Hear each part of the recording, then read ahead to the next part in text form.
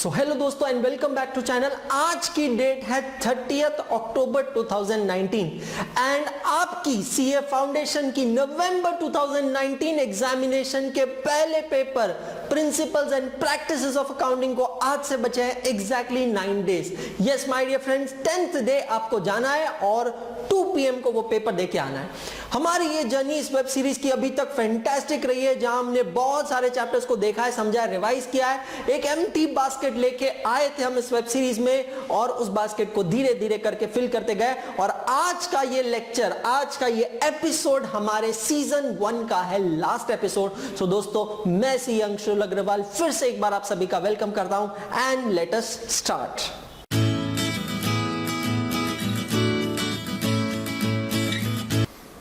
My dear friends, season 1 episode number 10 conclusion to season number 1 में आप सबका स्वागत है। और मैं आप सभी व्यूअर्स को यह कहना चाहता हूं कि आपको इस वेब सीरीज का पूरा फायदा तभी होगा if you will watch all the episodes from number 1 to the last episode this number 10। Please ऐसा मत समझिएगा कि यहां क्योंकि हम कोई टॉपिक रिवाइज नहीं कर रहे हैं तो ये एपिसोड इंपॉर्टेंट नहीं है। No no no no no, ये एपिसोड भी उतना ही इंपॉर्टेंट है, क्योंकि यहां इस एपिसोड में आज मैं आपके साथ डिस्कस करने जा रहा हूं 3 इंपॉर्टेंट चीजें। यस माय डियर फ्रेंड्स, कोई राइटिंग नहीं है, कोई राइटिंग पैड नहीं है, कोई स्क्रीन नहीं है। आज जो भी बात हम करेंगे दिल से दिल तक की बात करेंगे और 3 चीजों पे हम बात करेंगे। टेबल ऑफ कंटेंट्स है सिंपल 3।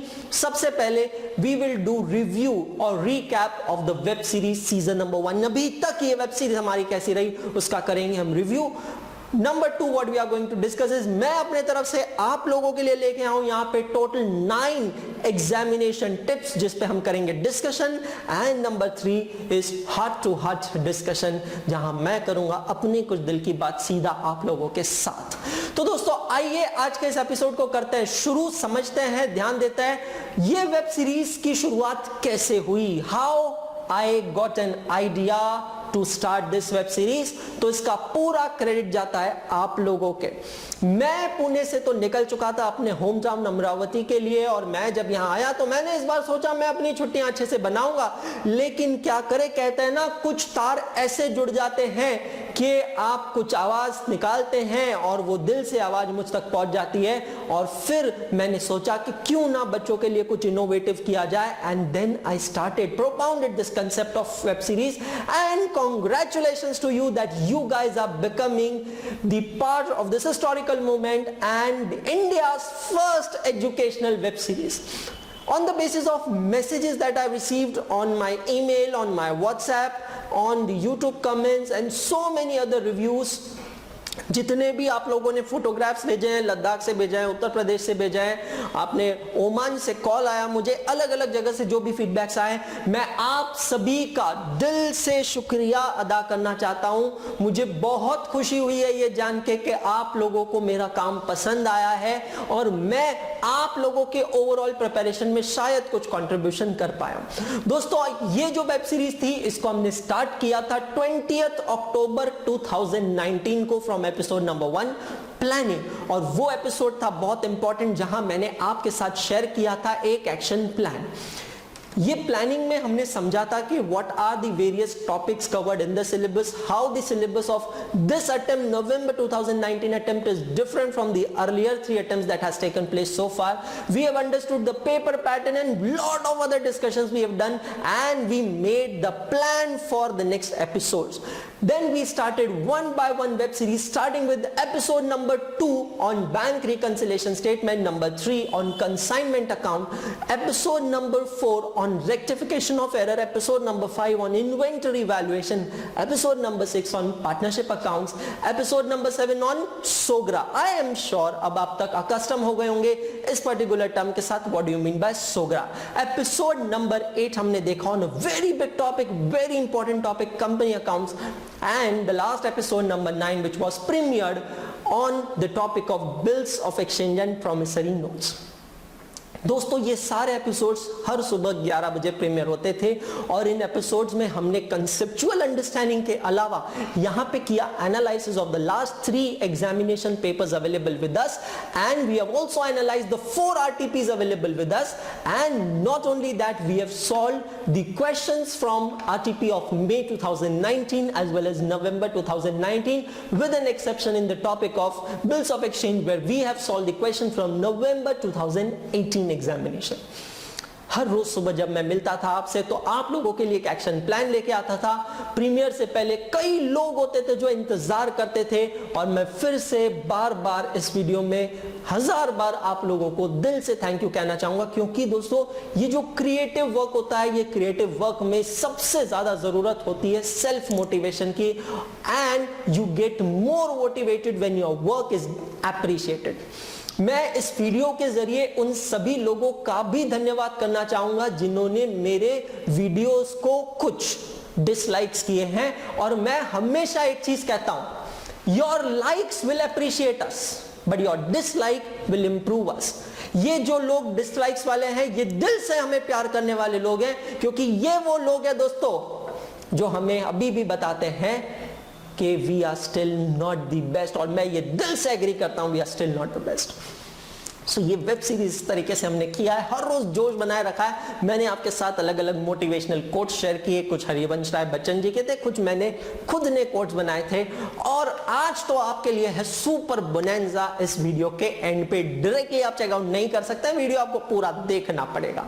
आते हैं इस वीडियो के सेकेंड पार्ट पे, जहां मैंने आपसे कहा है कि मैं आपके लिए लेके आऊं दोस्तों, yes I have got for you total 9 examination tips and these tips are divided into 3 parts. Before exam 1 2 3, during exam 1 2 3, and after exam 1 2 3. So let us start with before exam tip number 1, be equipped. आप exam देने जा रहे हैं तो ये किसी war से कम नहीं है दोस्तों। और कैसे जा सकते हैं आप किसी युद्ध पे बिना किसी तैयारी के या अधूरी तैयारी के? आपको एग्जामिनेशन हॉल में जाने से पहले पूरी तरह इक्विप्ड रहना है। इक्विप्ड रहना है मतलब right from your stationery to your cardboard to everything you need to be equipped properly. As you are aware and you have seen in episode number 1, I have told you that all the examinations of CA Institute are now to be written compulsory. Yes, my dear friends, compulsory with black color pen only. So before you go for examination, ensure that you do carry a black pen with you. You should carry a pencil, sharpener, eraser, all the necessary and required items with you. कुछ important चीजें जो मैं आपसे कहना चाहूंगा, ध्यान रखिएगा। You cannot use whiteners, highlighters, any other color. Any other color means red, green, blue. कोई कलर का पेन एग्जामिनेशन में अलाउड नहीं है। Pencil should not be used for writing. It can be used only for underlining or drawing of formats. मेरे तरफ से before examination tip number 2, check your center and your seat. Admit card आ चुके हैं, so go and check your centre. काफी बार institute ऐसा करता है कि आपने कोई बड़ी सिटीज है लाइक पुणे, जहां पे Pune cities divided into 4 zones, Nashik है, मुंबई है, नागपुर है, ये सिटीज अलग अलग जोन्स में डिवाइड हुई है। सो इंस्टीट्यूट अपनी तरफ से पूरी कोशिश करता है आपको उसी जोन में सेंटर अलॉट करने की जो आपने सेलेक्ट किया है, बट अनफॉर्चुनेटली ऐसा नहीं हो पाता है, जैसा इस बार काफी स्टूडेंट्स के साथ हुआ है। And their examination centres are almost 20 to 30 kilometres far from their place of residence. अगर आप सेंटर नहीं जानते हैं, लिसन टू मी केयरफुली, अगर आप सेंटर नहीं जानते हैं सो प्लीज एक बार सेंटर पे विजिट जरूर करके आइएगा। आपका पहला पेपर 9 नवंबर को है 2 PM को।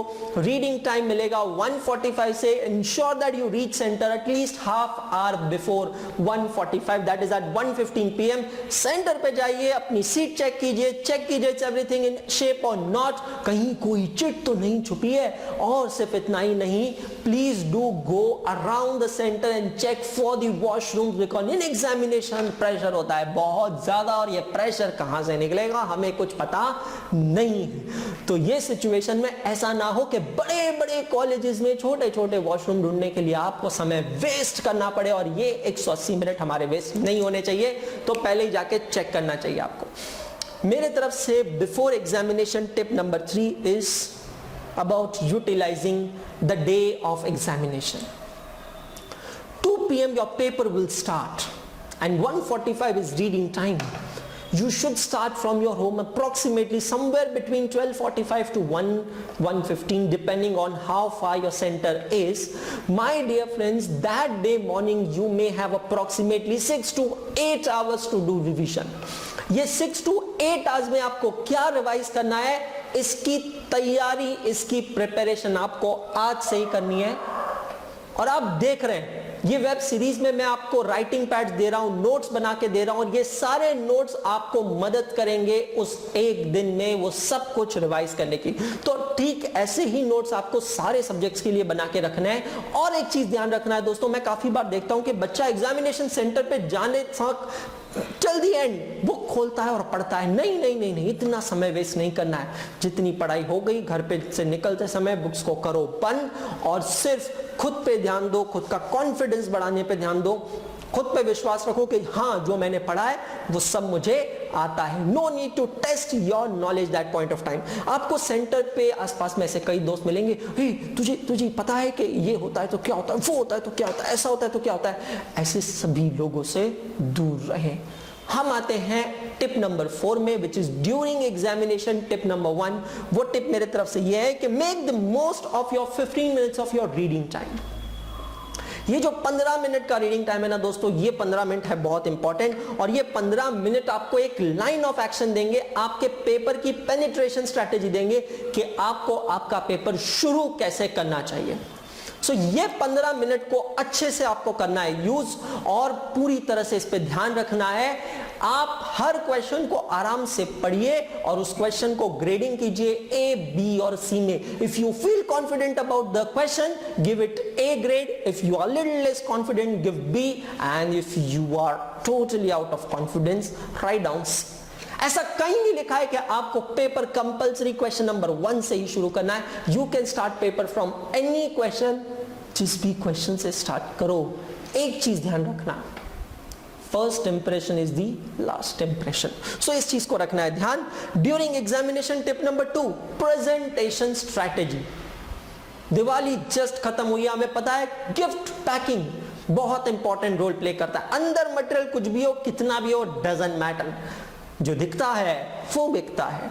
प्रेजेंटेशन आपका अच्छा होना चाहिए। प्रेजेंटेशन का मतलब डेकोरेशन नहीं है, प्रेजेंटेशन का मतलब लेजिबल हैंड राइटिंग होनी चाहिए, एसेंशियल फॉर्मेटिंग होनी चाहिए, ज्यादा ओवर राइटिंग नहीं होनी चाहिए, और पेपर नीट एंड क्लीन होना चाहिए।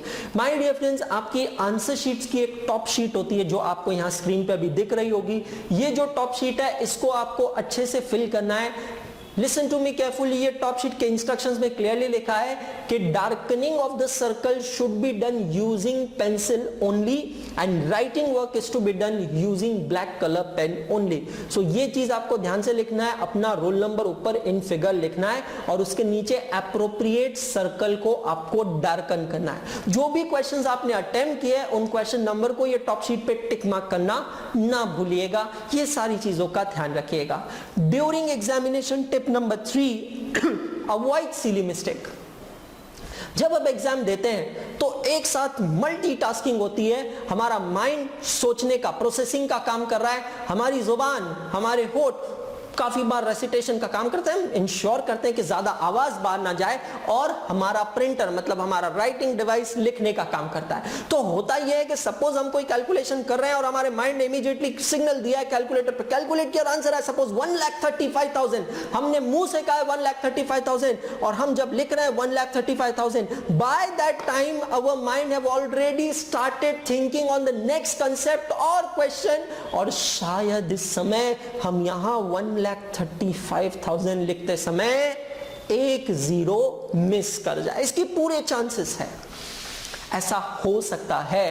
तो आपको यह ध्यान रखना है कि ये सिली मिस्टेक्स के वजह से मार्क्स ना जाए। आपको याद रहेगा कि आपने लिखा है 1,35,000, लेकिन प्रैक्टिकली आपने लिखा होता है 1,35,000। काफी बार छोटे छोटे वर्ड्स हम लिखना भूल जाते हैं, not, and, by, to, and this completely changes the meaning of the particular sentence. तो ये चीज का आपको बहुत रखना है ध्यान। एग्जामिनेशन के अंदर कुछ क्वेश्चंस अलग तरीके से आते हैं जिसको आपको प्रॉपर्ली सॉल्व करना है। स्पेशली अकाउंट्स के अंदर क्वेश्चन 1 है जो कि ट्रू एंड फॉल्स है, उसमें आपको स्पेशल ध्यान रखना है। एक छोटा सा एग्जांपल मैं आपके साथ शेयर करता हूं। सपोज क्वेश्चन 1 है ट्रू एंड फॉल्स में आपको एक क्वेश्चन आया that transportation charges paid on purchase of machinery is a revenue expenditure. तो अब आपको इसका जवाब देना है। दोस्तों इसका जवाब होगा सबसे पहले तो एक सिंगल लाइन में आंसर होगा फॉल्स। इसका आपको 1 मार्क मिलेगा। अब जो रीजन आप लिखोगे उसका आपको 1 मार्क और मिल सकता है। इस पर्टिकुलर क्वेश्चन के that transportation charges paid on purchase of machinery is a revenue expenditure, इसके 2 रीजंस बच्चा लिख सकता है। Reason number 1, transportation charges paid on purchase of machinery is a capital expenditure and therefore should be debited to the cost of machinery. और दूसरा reason बच्चा ये लिख सकता है that revenue expenditure is an expenditure which is incurred in the ordinary course of business. आप ये समझिए कि आप जब ट्रू एंड फॉल्स का रीजन लिख रहे हैं तो आप क्वेश्चन के ऑब्जेक्टिव को समझने की कोशिश कीजिए, क्वेश्चन की भावनाओं को समझने की कोशिश कीजिए। आपसे यहां रेवेन्यू एक्सपेंडिचर के बारे में नहीं पूछा है, आपसे ये पूछा है कि एक मशीन खरीदी, उस पर ट्रांसपोर्टेशन चार्जेस पे किए, क्या वो रेवेन्यू एक्सपेंडिचर है? आप जवाब दे रहे हो ना, फॉल्स। अगर ये फॉल्स है तो ये क्या है? आपसे ये नहीं पूछा है कि रेवेन्यू एक्सपेंडिचर क्या होता है। तो एट टाइम्स होता ही है कि हम कुछ आंसर लिख के आते हैं और घर पे आते हैं और सोचते हैं हुर्रे हमने सही किया है, हमें मार्क्स मिलेंगे, हम इंटर में जाएंगे, बट ऐसा जरूरी नहीं होता है। तो ये चीजों का सिली मिस्टेक्स जिसके वजह से आप मार्क्स लूज कर सकते हैं, इसका आपको ध्यान रखना है। इंश्योर कीजिए कि जो भी कीवर्ड्स होते हैं आपके आंसर के उसको आप पेंसिल से अंडरलाइन जरूर करें। मेरी एक बात ध्यान रखिएगा, वैल्यूअर पेपर में कभी वो नहीं देखना चाहेगा जो आप उसे दिखाना चाहते हैं। He will always want to see what he wants to see in the paper. वो हमेशा वो ही देखना चाहेगा जो वो देखना चाहता है। तो आप अगर वैल्यूअर के लिए पेपर चेकिंग आसान बनाएंगे तो वो आपकी लाइफ को और आसान बनाएगा। ये चीज का आपको रखना है ध्यान। आते हैं टिप नंबर 7 में, that is after exam. Tip number 1 is no discussion after the paper. दोस्तों जैसे ही आपका एक पेपर खत्म होता है ना, ये चीज ध्यान रखिएगा, जैसे ही एक पेपर खत्म होता है अगले पेपर का काउंटडाउन शुरू हो जाता है। तो ये जो समय है ना, ये बहुत प्रेशियस है, इसे वेस्ट नहीं करना है। मैं आपको आज यहां प्रॉमिस कर रहा हूं 9 नवंबर को अकाउंट्स का पेपर होने दीजिए और 17 नवंबर को सारे पेपर्स होने दीजिए। 17 नवंबर को या 18 नवंबर को आप मेरे चैनल पे विजिट कीजिएगा, मैं आपके साथ शेयर करूंगा detail analysis of your paper. एक वीडियो पोस्ट करूंगा मैं, जिस वीडियो में पूरे पेपर का पोस्टमार्टम कर डालूंगा और पूरा पेपर मैं आपके साथ डिस्कस करूंगा, सॉल्व नहीं करूंगा, डिस्कस करूंगा। वो डिस्कशन जो शायद आप अपने दोस्तों के साथ करना चाहते हो, कर सकते हो, प्लीज मत कीजिएगा, you will waste your time. Post examination tip number 2 is post exam analysis. Paper किसी से डिस्कस नहीं करना है, बट पेपर होने के बाद घर जाना है और आपके पेपर के लिए जो भी ऑब्जर्वेशंस है उसे पेपर के पीछे जरूर लिख के रखना है। कौन सा क्वेश्चन डिफिकल्ट गया, कौन सा टॉपिक में स्ट्रगल किया, कौन सा टॉपिक कंफर्टेबल था, कौन सा टॉपिक नहीं आ रहा था। भगवान ना करे बट शायद गलती से कभी आपको सपोज वापस से एग्जाम देना पड़े तो उस समय आपको याद नहीं आएगा कि पिछले एग्जाम में मुझे कौन सा टॉपिक आ रहा था, कौन सा टॉपिक नहीं आ रहा था। तो ये पोस्ट एग्जाम एनालिसिस आपके लिए बहुत यूजफुल होगा। Even you pass, in order to compare your result with what you expected, you need this analysis. And the last tip from my side is prepare well for the next paper.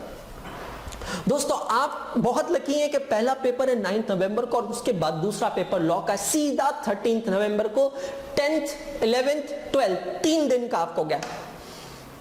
I strongly believe आप मुझसे agree करेंगे कि law एक ऐसा subject है जो अगर आप 12 तारीख को भी स्टार्ट करते हैं ना मॉर्निंग में, तो भी आप 13 तारीख को 2 बजे तक पूरा सब्जेक्ट 2 बार रिवाइज कर लेंगे। तो अब आपको इफेक्टिवली करना यह चाहिए कि 9 तारीख को अकाउंट्स का पेपर दे के आने के बाद घर पे आके कुछ लाइट खाइए और सो जाइए, टेक अ रेस्ट। 2 घंटा, 1 से 2 घंटा जरूर नींद लीजिए, क्योंकि सुबह से आपका दिमाग सोच रहा है, पेपर में दिमाग बहुत चला है, बहुत गर्म हो चुका है, आपको इसको मशीन को आराम देना है। 2 घंटे सो जाना है, उठिए नींद से और फिर उसके बाद आप पढ़िए मैथमेटिक्स एंड इकोनॉमिक्स। 9th की नाइट, 10th का पूरा डे और 10th की night even maybe 11th also. These 2 days you can utilize completely for economics and mathematics, statistics and logical reasoning. And then you can start preparing for law and appear for paper on 12th. दोस्तों आप एक चीज ध्यान रखिए, ये सारे schedule में अच्छी हाइजीन, अच्छी डाइट भी बहुत इंपॉर्टेंट रोल प्ले करेगी. अवॉइड कीजिए fatty foods, deep fried foods, cheesy foods, junk food, ये सारे अवॉइड करना है. फ्रूट्स पे जोर रखिए, फ्रेश जूसेस पे जोर रखिए, कोकोनट वाटर पे जोर रखिए, खुद को बहुत हाइड्रेटेड रखिए. नट्स बहुत अच्छे होते हैं खाने के लिए, जो आपकी भूख जल्दी मिटाते हैं और आपको नींद नहीं आने देते हैं. ये सारी चीजों पे ध्यान रखना है, क्योंकि जितना आराम करना है, जितना सोना है, 17 नवंबर के बाद सोएंगे. ये समय है परफॉर्मेंस का दोस्तों. जाएंगे और फाड़ के आ जाएंगे, हम दिखा देंगे हम वैल्यूअर को कि हमने कितनी मेहनत की है. हमने साथ में कितनी मेहनत की है, इतने महीनों से आप तैयारी कर रहे हैं, इसको हम वेस्ट नहीं जाने देंगे. सो दोस्तों ये है मेरे तरफ से आपको टोटल 9 एग्जामिनेशन टिप्स. और last heart to heart message. मैं फिर से आप चाहे मुझे कितना ही कहे कि सर आपको ज्यादा ही थैंक करें, बट मैं फिर से आपको थैंक्स करना चाहूंगा for all the love and affection that you have showered to me on YouTube, and the messages and the mails and the pictures that I have been receiving is overwhelming. लेकिन अब मैं आपका एक दिन और इंतजार करूंगा. अभी बता रहा हूं मैं आपको, मैं 9 नवंबर को 5 बजे आपका पेपर होने के बाद फिर से आपके मैसेजेस का इंतजार करूंगा. मैं जानना चाहूंगा कि आपका पेपर कैसा हुआ. कई सोर्सेज हैं, कई मीडियम्स हैं आपको मुझसे कांटेक्ट करने के. प्लीज मुझे कांटेक्ट कीजिएगा और मुझे बताइएगा. सिर्फ वो स्टूडेंट्स नहीं जिन्होंने मेरा वर्चुअल या लाइव बैच अटेंड किया, बट वो सारे स्टूडेंट जो मुझसे नए स्टूडेंट जुड़े हैं इस वेब सीरीज के थ्रू. मैं आपसे जानना चाहूंगा कि क्या मैंने इस वेब सीरीज के थ्रू आपके पेपर के ओवरऑल जो भी जैसा भी आपका पेपर गया उसमें थोड़ा भी कंट्रीब्यूशन किया है. और मैं इंतजार करूंगा आप लोगों के मैसेजेस का, and I will be very happy to get messages from you that how was your paper. और जैसा मैंने आपसे वादा किया है, 17 तारीख को 18 तारीख को मैं फिर से आपके सामने आऊंगा. चेक कीजिएगा मेरा YouTube चैनल, और वो दिन मैं आपके साथ में आके डिटेल पेपर एनालिसिस शेयर करूंगा. सो दोस्तों मैं फिर से कहना चाहूंगा, बहुत अच्छा लगा है, बहुत प्यार मिला है मुझे आप लोगों से. कुछ टॉपिक्स हम कवर नहीं कर पाए हैं वेब सीरीज में. कुछ स्टूडेंट्स शायद इससे होंगे थोड़े नाराज. प्लीज नाराज मत होइएगा, अपनी तरफ से मेहनत करते रहिए, प्रिपेयर करते रहिए. कोशिश करता हूं मैं आज ये वेब सीरीज खत्म होने के बाद, मैं वैसे तो ट्रैवल कर रहा हूँ, बट फिर भी if I get the cellular network, I will certainly come live on my Instagram handle immediately after this lecture gets over. 15 minutes के बाद मैं यहाँ लाइव आता हूँ Instagram पे. और अगर आप मुझसे मिलना चाहते हैं, मुझसे लाइव बात करना चाहते हैं, तो प्लीज ज्वाइन कीजिएगा Instagram लाइव. मेरा Instagram का हैंडल है @IMCACS अंशुल. आपको यहाँ पे दिख रहा होगा. प्लीज इस पे लॉग इन कीजिएगा, फॉलो कीजिएगा और मुझसे जुड़िएगा Instagram लाइव पे. Again it is subject to the network. Due to some contingencies हम इंपॉर्टेंट टॉपिक्स, बाकी टॉपिक्स नहीं कर पाए, लेकिन हमारा ये जो बास्केट एम्प्टी था ना, इसमें हम ऐड कर चुके हैं 75 मार्क. और अब आपके लिए है आज का इंपॉर्टेंट मैसेज.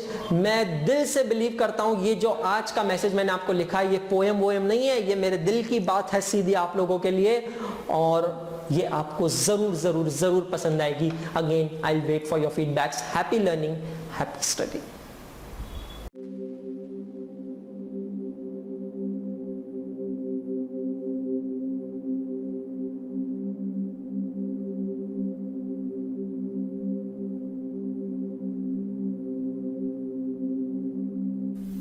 मुसीबतों से तू मत डर,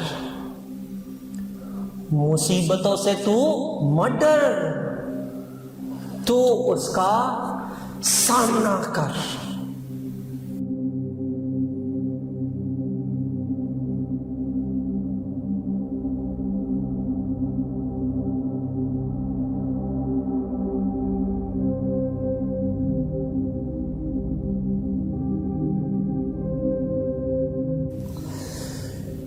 ये मुसीबत तुझे रोकेगी,